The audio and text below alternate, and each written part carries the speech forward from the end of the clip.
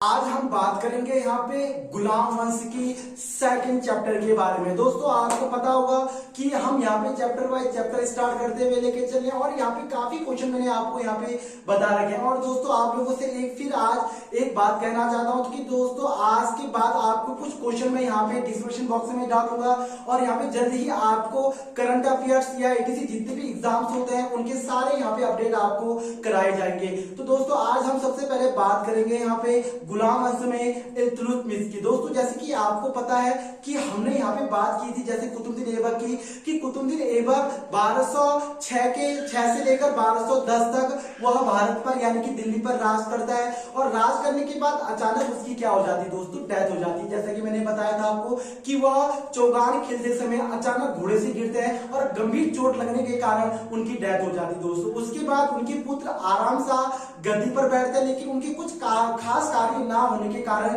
उनके जो दामाद होते हैं यानी कि इल्तुतमिश, और इल्तुतमिश ही पता होगा आपको दोस्तों कुतुबुद्दीन ऐबक का दामाद भी था।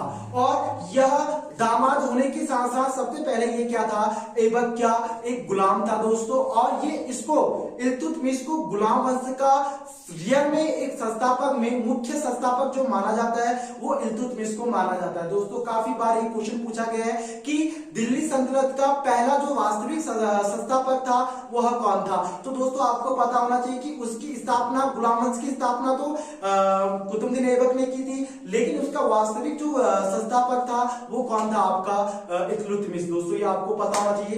उसके बाद एक पॉइंट आपको क्लियर हो गया, जब वह 1211 से लेकर 1236 तक भारत पर यानी कि दिल्ली पर जब वो शासन करता है तो उसकी क्या क्या कंडीशनें रहती हैं, तो उसके बारे में हम यहाँ पे छोटा सा डिस्कस करेंगे जो आप लोगों के आगामी एग्जामों के लिए आपकी जानकारी के लिए दोस्तों बहुत ही ज्यादा महत्वपूर्ण रहेगा। तो सुनिएगा दोस्तों, जब वो 1211 पर गद्दी पर बैठता है तो गद्दी पर बैठने से पहले वो इल्तुतमिश यानी कि आराम शाह की क्या कर देता है, हत्या कर देता है। आप पॉइंट में ध्यान दीजिएगा कि जब वो आराम शाह की हत्या करता है और जब वो दिल्ली में गद्दी पर बैठता है तो उससे पहले वो कहां का शासक होता है। ये बहुत बार पूछा गया क्वेश्चन है कि इल्तुतमिश दिल्ली की गद्दी पर बैठने से पहले वो कहां का शासक था। तो दोस्तों मैं आपको बता दूं कि वह बदायूं का शासक था। ये बहुत बार पूछा गया क्वेश्चन है कि वह कहां का शासक था। तो दोस्तों मैंने आपको बताया कि वह बदायूं का शासक था। और शायद ही आपको ये भी पता होगा कि जो हमारा तराइन का युद्ध था यानी कि पहला युद्ध और सेकंड युद्ध 1191 1192, अगर आपने नहीं देखा है तो आप मेरे पिछले वीडियोस को देखिएगा ताकि आपको पूरा कॉन्सेप्ट क्लियर हो जाए। तो यहाँ पे 1191 और 1192 में जो युद्ध तराइन की हुई थे, तो तीसरा युद्ध भी आपसे पूछा जाता है दोस्तों। एक बार पीसीएससी एग्जाम में पूछा गया था और ये पीरी का सबसे इंपॉर्टेंट क्वेश्चन है कि तराइन का तीसरा युद्ध कब हुआ था। तो दोस्तों मैं आपको बता दूं कि तराइन का जो तीसरा युद्ध हुआ था वो कब हुआ था, आपका 1215 में। सबसे पहले ध्यान दीजिएगा 1215 में इल्तुतमिश दिल्ली के गद्दी पे होता है और वह सिराजुद्दौला के साथ आक्रमण कर मतलब युद्ध करता है और युद्ध करने के बाद सिराजुद्दौला को मार देता है यानी कि उसकी हत्या कर देता है। और हत्या करने के बाद फिर वह क्या करता है, पूर्ण रूप से गद्दी पर बैठ जाता है। तो तराइन का तीसरा युद्ध 1215 में किस किस के बीच, इल्तुतमिश और सिराजुद्दौला के बीच होता है। दोस्तों ये आपको पता होना चाहिए। तो यहाँ पे कंडीशन आपको क्लियर करवा दिया। उसके बाद मैं बात करूं दोस्तों, उसके देखिएगा जब भी कोई शासक अगर गद्दी पर बैठता है, ध्यान दीजिएगा, जब भी कोई शासक अगर गद्दी पर बैठता है तो सबसे पहले उसको एक सुल्तान की उपाधि लेनी बहुत ज्यादा आवश्यक होती है। हालांकि कुतुबुद्दीन ऐबक की अचानक डेथ हो जाती है तो उसने सुल्तान की उपाधि धारण नहीं की थी दोस्तों, क्योंकि वो अचानक उसकी 1210 में डेथ हो गई। लेकिन सुल्तान की जो उपाधि पहली बार जो धारण करता है तो वह है दोस्तों आपका इल्तुतमिश। तो 1229 पर वह खलीफा से सुल्तान की उपाधि धारण करता है और खलीफा आजम के रूप में वह दिल्ली पर एक सुल्तान की उपाधि धारण कर दिल्ली पर बैठ जाता है दोस्तों। ये आपको पता होना चाहिए। उसके बाद उसके दो बच्चे थे दोस्तों, एक का नाम था रजिया सुल्तान यानी कि जो भारत की पहली महिला क्या बनी, शासिका बनी दोस्तों। और उनका एक पुत्र था जिसका नाम था रुकनुद्दीन शाह। ध्यान दीजिएगा, रुकनुद्दीन शाह उसका बेटा था। जब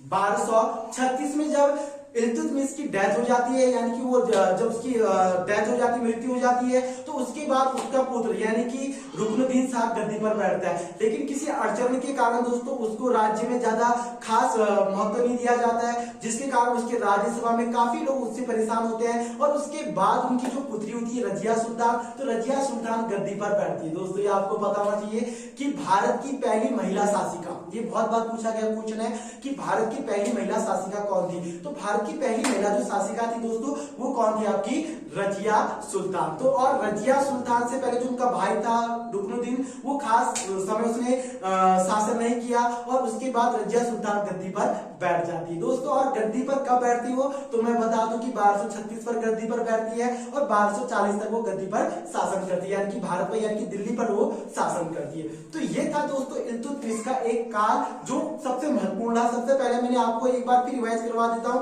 कि इल्तुतमिश जब गद्दी पर बैठता है तो सबसे पहले वो वास्तविक संस्थापक बनता है। ध्यान दीजिएगा 1229 में खलीफा के द्वारा वह एक उपाधि लेता है जिसको हम सुल्तान की उपाधि कहते हैं, और गुलाम वंश यानी कि दिल्ली सल्तनत का पहला ऐसा शासक था जिसने सुल्तान की उपाधि धारण की थी। वो कब की थी, 1229 में दोस्तों। और तराइन का तीसरा युद्ध, तो ध्यान दीजिएगा दोस्तों ये काफी बार पूछा गया क्वेश्चन है कि तराइन का तीसरा युद्ध कब हुआ था। तो दोस्तों तीसरा युद्ध जब हुआ था वो हुआ था आपका 1215 में, और 1236 में उसकी क्या हो जाती है, हत्या यानी कि मृत्यु हो जाती है। दोस्तों उसका भी कोई खास कंफर्म नहीं है कि उसकी हत्या किसने की या वो खुद ही उसकी मृत्यु हो जाती है, तो इसके बारे में अभी काफी संकोच है। और भारत के पुरातत्व विभाग के अनुसार अगर हम बात करें तो वहां पे इसी टाइप की कंडीशनें दी जाती हैं जो मैं आपको यहाँ पे बता रहा हूँ दोस्तों। उसके बाद रजिया सुल्तान का ज्यादा खास काम भी नहीं रहा, क्योंकि 1236 से 1240 यानी कि 4 साल उन्होंने शासन किया, और उनके 2-4 जो पॉइंट है वो मैं आपको नेक्स्ट वीडियोस में बताऊंगा,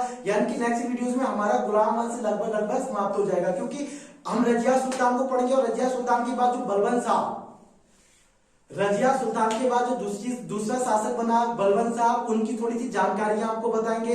और गुलाम वंश का जो अंतिम शासक था शमुद्दीन शाह, तो उनकी भी कुछ जानकारियां आपको जरूर बताएंगे। तो दोस्तों यहाँ पे 2-4 पॉइंट और देखने लायक है जो हमारे एग्जाम से बहुत ज्यादा इंपॉर्टेंट है, और आपकी जानकारी के लिए भी दोस्तों आपको पता होना चाहिए कि भारत का इतिहास कैसा रहा, और भारत में मुस्लिमों का जो शासन रहा दोस्तों वो किस टाइप से रहा, वो मैं आपको यहाँ पे पूरी रूप से जानकारियां दूंगा। और दोस्तों मैंने आपको क्या दिया, कुछ समय के बाद यहाँ पे हम पोस्ट के बारे में, ऑल इंडिया में जो भी स्टेट वाइज जो भी एग्जाम्स की पोस्ट आएंगी वो मैं आपको यहाँ पे अपडेट कराऊंगा, और कुछ समय के बाद मैं आपको यहाँ पे करंट अफेयर से भी क्या कराऊंगा, अपडेट कराऊंगा। और दोस्तों एक बात ध्यान दीजिएगा, जिसका भी दिसंबर के माह पे एनटीपीसी का एग्जाम्स है उसकी भी अगर किसी को सिलेबस की आवश्यकता है तो आप मुझे कमेंट बॉक्स में जरूर बताइएगा, ताकि मैं आपको ऐसे ही यहाँ पे उनके सिलेबस के बारे में और सारी चीजें यहाँ पे क्लियर करते हुए लेके चलूं। अगर ये वीडियो पसंद आए तो दोस्तों लाइक और सब्सक्राइब करना बिल्कुल भी ना भूलिएगा। जय हिंद, जय भारत।